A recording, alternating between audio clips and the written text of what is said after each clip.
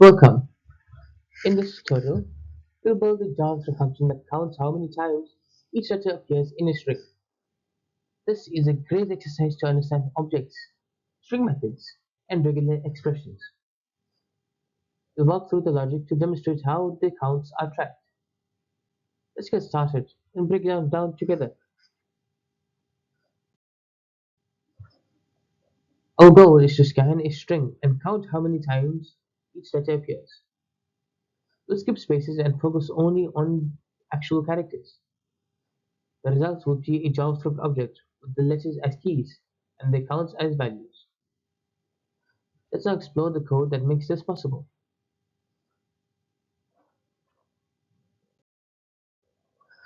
We define an empty object called Occurrences to hold our results. Then we use replace with a regular expression to loop through every non-space character. For each letter, we either add it to the object or increase its count. The final object is returned with the complete count for each letter. We use /s to filter out spaces and match only characters.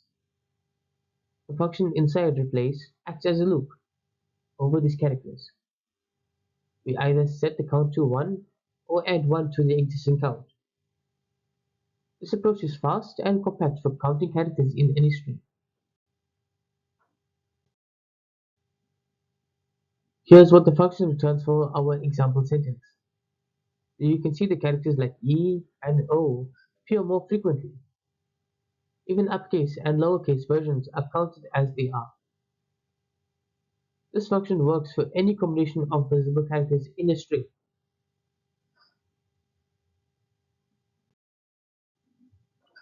Letter counting has many real-world applications. It helps analyze patterns in writing, solving word games, and even break ciphers. You'll also find it in real-time input validation for user forms. Let's wrap up with a quick summary of what we've built. We built a function that efficiently counts each letter in a given string. It is a clean and powerful tool for processing text and building data-driven apps. Try it with different strings or extend it to handle case sensitivity and filtering. Thank you for watching. If you enjoyed this video, please make sure to like, share, and subscribe for more JavaScript tutorials. I'll see you in the next one.